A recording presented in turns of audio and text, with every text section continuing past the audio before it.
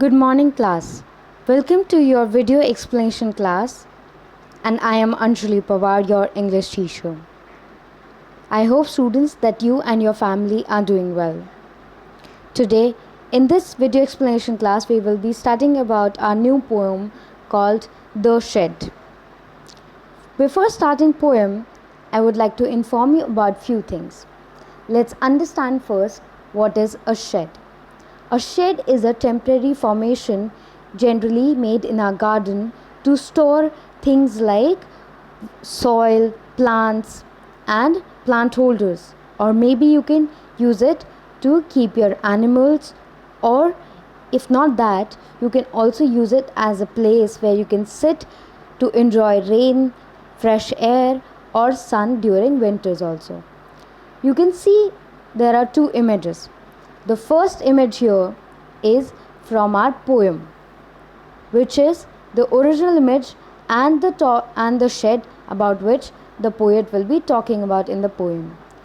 The second image here is a original image of shed as an example, which are generally there. They can be of different colors, different shapes, and different sizes as well. Now let's talk about our poet, Frank Fillon.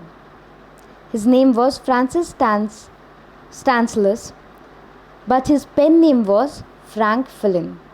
When he used to write any poem or any story, he used to use Frank Fillon as his name, but his original name was Francis Stanislaus.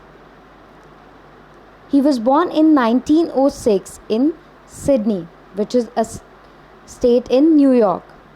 He died in 2000 year, but by profession he was an Australian doctor, author, and a missionary priest, which means that he was also a priest. Priests are the people who worship God, who help us to worship God, who are the speakers of God, like we have it in temples also, whom we call Gurujis or Pandits. So in churches we have priests. The motive of the poem seems to make learners know about the shed and its significance. The rhythm and the richness of the language is very impressive. Here people are saying that poem seems like it has a motive where the learners need to know about the shed and its significance, and the rhythm and the richness of the language is very impressive. Now let's read the poem. Here, let's start reading from the first stanza. There is a shed at the bottom of our garden, with a spider's web hanging across the door. The hinges are rusty and creak in the wind. When I am in the bed, I lie and I listen. I'll open that door one day. In the first lines, the poet is informing us about the location of the shed, which is bottom of their garden. Then he is explaining what is the look of the shed. He starts it by explaining that there are spiders' web hanging across the door, and the hinges are rusty and creak in the wind. So what are hinges? Hinges are the metal hooks that hold the door to the formation of the wall, and they also help it to move and open and close. Then the author says, when I am in the bed, I lie and I listen. I'll open that door one day. The author here is saying that when I am in the bed, I lie in my bed and I listen to the strange noises coming from there, and I'll open that door one day. I hope that the first stanza of the poem is clear to you. Now let's move on to our second stanza. There is a dusty old window around at the shed at the side, with 3 cracked panes of glass. If I often think there's someone staring at me each time that I pass. I'll peep, I'll peep through that window one day. Here, students, you can also see that there are three glass window panes which are broken, and the author is talking about these 1, 2, and 3.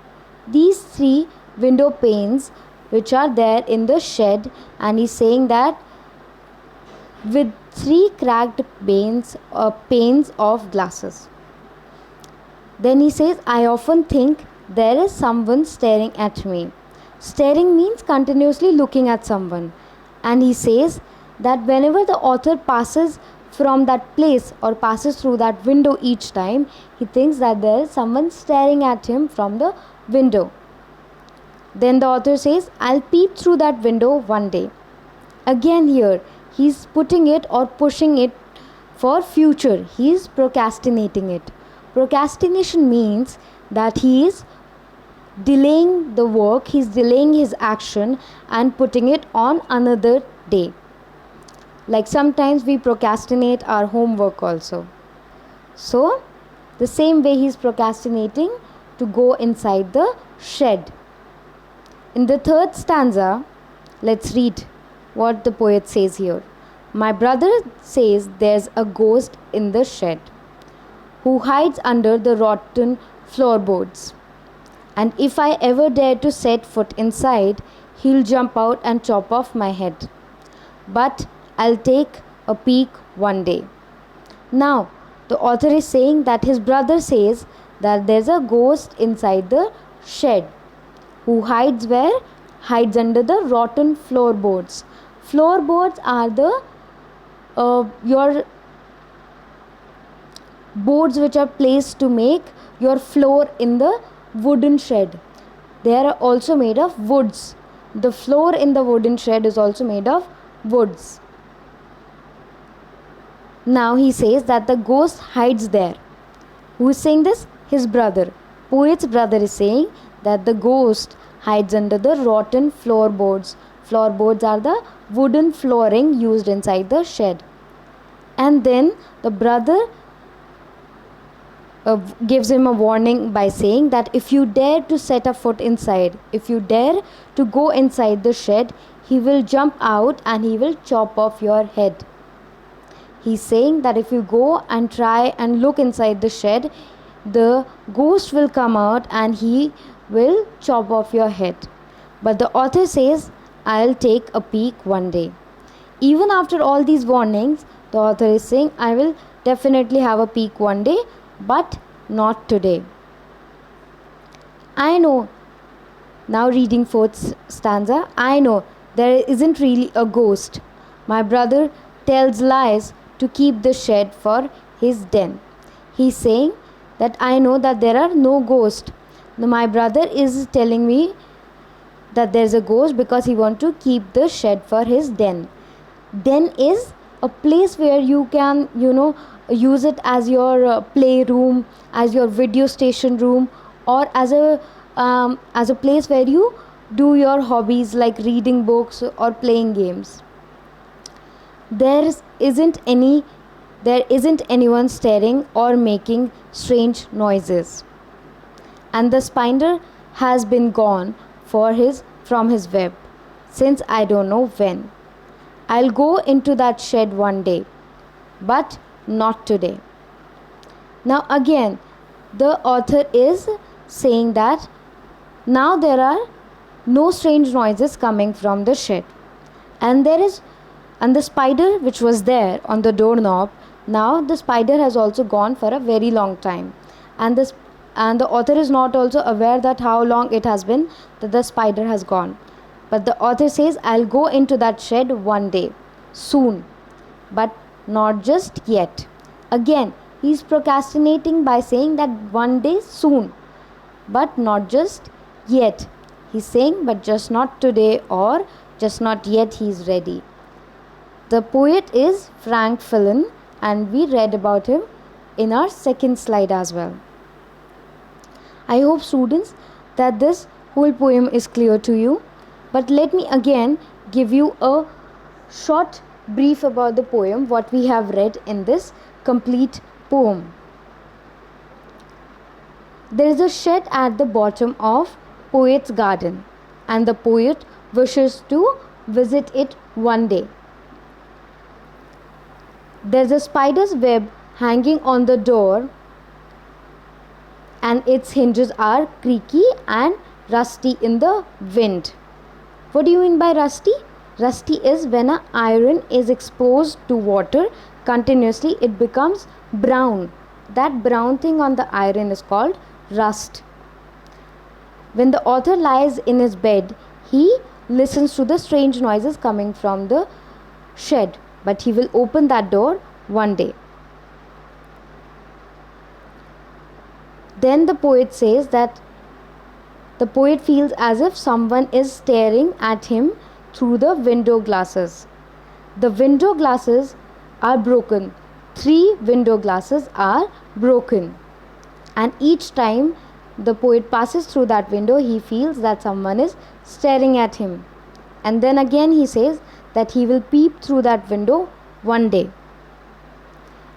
Then in the later stage of the poem, poet's brother explains him or tells him a lie that there is a ghost in the shed who hides under the rotten floorboards, and if he ever dares to set a foot inside, if he ever dares to go inside the shed, the ghost will chop off his head. But despite of all the warnings given by his brother, the poet still wishes to peek one day inside the shed. And in the last stanza, the poet tells that he is aware about the lie that his brother is telling, because he knows that there are no ghosts inside there. But his brother is trying to make up stories to keep the shed for his den, to keep the shed for his personal use. And there isn't any strange noise or coming from there now, and there the spider is also gone, and the spider is gone for very long. And then the author says that I will go inside that one day, inside that shed one day soon, but not just yet, but just not today. And the author of this poem is Frank Filin. So I hope, students, that the poem is clear to you, and we will be doing our question answers and a little more discussion over the poem in our second video lesson, where I will explain you the question answers and I will give you the worksheet. Till then, please understand this poem by listening to this video explanation, and if you have any problem, you can always message me or talk to me on the group. Thank you so much, students. Please take care of yourself and your family as well.